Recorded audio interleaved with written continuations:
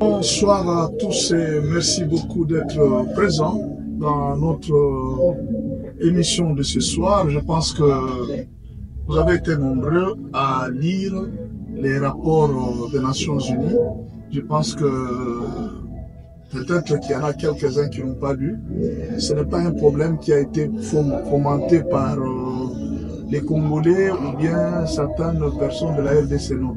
Ce sont les Nations Unies. D'ailleurs, je viens de lire un autre rapport qui a été publié hier, c'était hier, le 7 juillet, oui. Hier c'était le 7 juillet, il y a un autre rapport qui vient encore de tomber. L'ONU vient de demander, pour le moment, qu'on suspende momentanément les transferts des équipements militaires vers le Rwanda. C'est un conseil que le rapport des Nations Unies a donné. Il dit qu'on doit arrêter actuellement tout transfert des équipements militaires vers le Rwanda. Donc le Rwanda est devenu un pays très dangereux. Pour ceux qui ne savent pas, le Rwanda est parmi, et je crois, le 3e pays contributeur des soldats des casques bleus au niveau international. C'est-à-dire, l'ONU a plusieurs soldats rwandais qui travaillent pour la paix au niveau de la nation. Ce qui fait que le Rwanda a la liberté d'avoir toutes sortes d'équipements afin d'envoyer à ses soldats et autres. Et l'ONU était en train de payer le Rwanda pour le travail qu'il est en train de faire pour le maintien de la paix dans plusieurs nations. Et là, c'est l'ONU qui donne les rapports sur le Rwanda. Je vous ai dit plusieurs fois, qu'est-ce qui arrive aujourd'hui à l'ONU? Que l'ONU commence à dire les vérités. Toutes ces vérités n'ont pas commencé aujourd'hui. Ces choses ont commencé depuis 2012. Le premier rapport que l'ONU avait donné, c'était en 2012. Il avait parlé du plan de Kagame de vouloir annexer le Kivu vers le Rwanda, que ce soit un territoire du Rwanda. C'est en 2012 à travers le M23. L'ONU avait donné. Mais pourquoi la communauté internationale a gardé silence pendant toutes ces années? Et pourquoi c'est maintenant que les rapports commencent à sortir? Ces gens-là ne mentent pas. Ils disent ce qui a toujours été. Ce n'est pas que les rapports sont connus aujourd'hui, non. Il y a quelque chose qui se fait. Les Américains ont tourné la page de l'histoire du Rwanda. C'est ce qu'il faut comprendre. Ils ont tourné la page. Même si vous ne voyez pas, même si vous ne croyez pas, il suffit juste de voir ce qui se passe. Tous ces rapports que l'ONU donne aujourd'hui, ce ne sont pas des choses qui existent aujourd'hui, ce sont des choses qui ont existé depuis très longtemps. Et les autres qui sont en train de se faire maintenant, c'est ce que l'ONU est en train d'actualiser chaque jour. Mais dans les temps, ça ne se faisait pas. On faisait taire tous ces rapports. Personne ne pouvait accepter qu'on puisse donner tous ces rapports. Pourquoi seulement maintenant? Pourquoi l'ONU commence à donner les rapports maintenant seulement? Vous devez comprendre. Cette histoire de Kagame et autres, c'est déjà parti. Vous avez suivi un sénateur. Il dit, il est temps, un sénateur américain qui a dit, il est temps qu'on puisse tourner la page. Kagame doit comprendre comment que sa page est tournée. Et puis c'est fini. C'est fini. Alors, dans ce rapport de l'ONU, ce n'est pas la RDC, parce qu'il y a des gens qui pensent qu'on n'aime pas le Katangé, on n'aime pas Kabila, on n'aime pas Moïse. Non, ce n'est pas nous. C'est les rapports des Nations Unies. Vous pouvez aller sur le journal Tazama RDC. Vous allez lire ces rapports. Si vous ne l'avez pas encore lu, allez sur le journal Tazama RDC, vous allez lire ces rapports. C'est un rapport qui est là. Mon problème, pour ce que je vous ai toujours dit, ayez l'habitude de lire. Si vous lisez, vous aurez moins de problèmes, il y aura moins de discussions. Sinon, vous allez commencer à confronter les sources. Si vous savez que cette source ici, je ne suis pas d'accord avec cette source, mais allez lire une autre source. Nous, avant de faire un journal comme ça, nous prenons le temps pour lire plusieurs sources. On va passer sur les journaux sur net, on passe sur les émissions de gens. Nous suivons et nous essayons un effort de vous amener une information que vous pouvez lire. Et je vous ai toujours dit que nos sentiments à nous sont patriotiques. Nous ne pouvons pas accepter des gens qui entrent pour tuer nos propres frères et nous les encourageons parce que non, il est de ma province, il est non. Quelqu'un qui tue ton frère congolais, il pense qu'il est de ta province alors je le protège. Non, on ne protège pas quelqu'un qui tue, on ne veut pas protéger. Quelqu'un qui tue, non, on ne peut pas protéger. Qu'est-ce dit ce rapport de l'ONU? Le rapport dit que Moïse Katumbi, John Numbi et Kabila ont toujours été en contact avec le M23, un contact régulier. Ils ont même eu des contacts avec des officiers rwandais et des officiers ougandais. Ils ont toujours été en contact. Ils ont même eu le temps de planifier beaucoup de choses au sein de l'AFC et au sein du M23.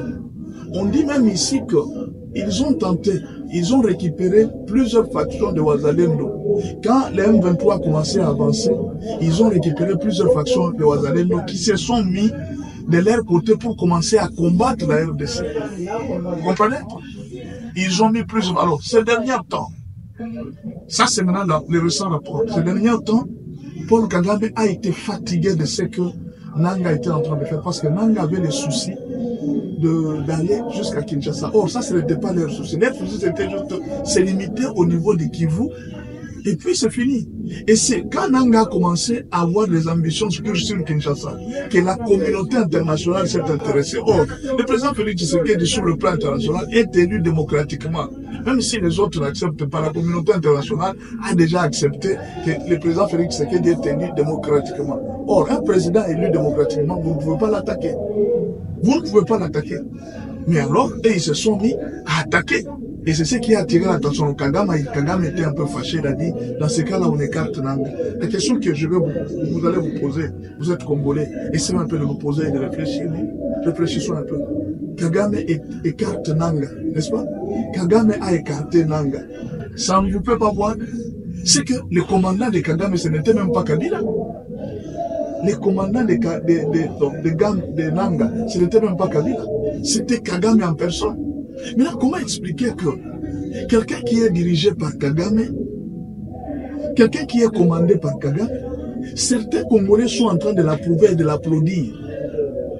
Donc nous comprenons que cette domination que les Tutsis ont sur les Bantous, quelque part là, certains Bantous ont déjà accepté ça. Ils ont déjà accepté l'allégeance de Tutsis sur eux. C'est ça ce que nous pouvons comprendre. Donc, en réalité, nous allons comprendre qu'il y a un problème avec certains Congolais qui ont déjà accepté cette domination. Voilà pourquoi nous avons des difficultés dans les pays. Bon, revenons maintenant à l'analyse. Une analyse, parce que ça, c'est les rapports. Ils ont été en contact avec John. Première chose que nous devons connaître, c'est que le monde ici, vous voyez le téléphone que nous avons, les téléphones que nous avons, nous causons tout ça. Parce que là, c'est rien. Ils n'ont pas encore sorti. Qu'est-ce que Kabila disait avec Nanga? Qu'est-ce que Kabila disait avec Kagame? Ils sont capables de nous sortir toutes leurs conversations. Ils sont capables de nous sortir les conversations de Moïse Katumbi avec Kabila.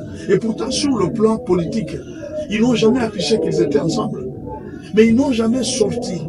Les jours où l'ONU va sortir, l'heure, la date exacte des entretiens de causerie et le temps qu'ils ont pris à causer. L'entretien entre Moïse Katumbi et Kabila et John Numbi. John Numbi est à l'AFC. L'AFC et Kagame, avec tous les officiers. Ces gens ont tous les éléments. Quand ils sont en train de vous donner ça, c'est parce que, bon, ils sont en train de couvrir d'une manière diplomatique. Mais ils sont capables de nous sortir tous les éléments possibles. Donc, quand vous avez votre téléphone, sachez que le monde ne vous appartient pas. Utilisez à bon escient votre téléphone. Un jour, ça risque de se tourner contre vous. Vous avez suivi aux États-Unis.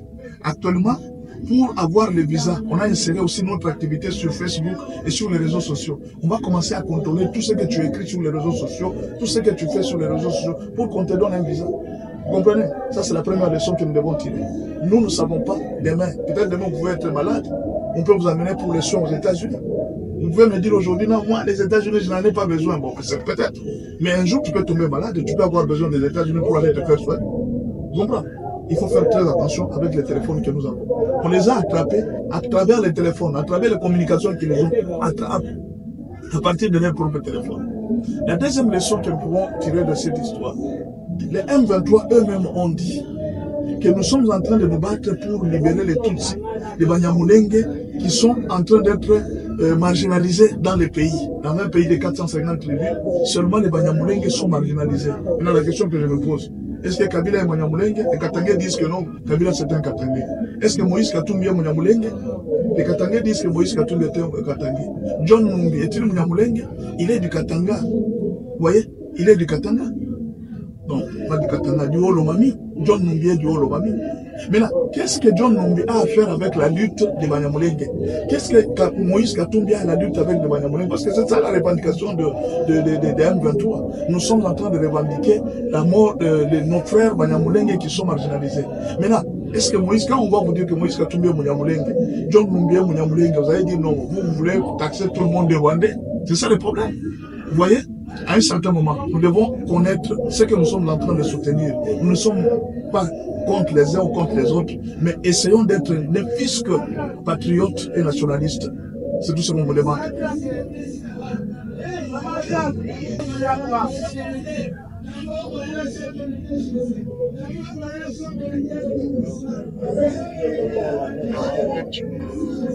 Ce soir, parce que